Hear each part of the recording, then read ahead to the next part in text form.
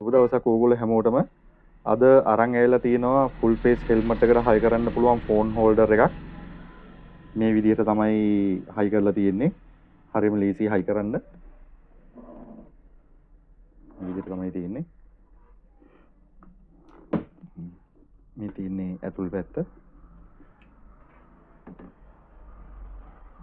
මේක උස් පහත් කරන්න පුළුවන්.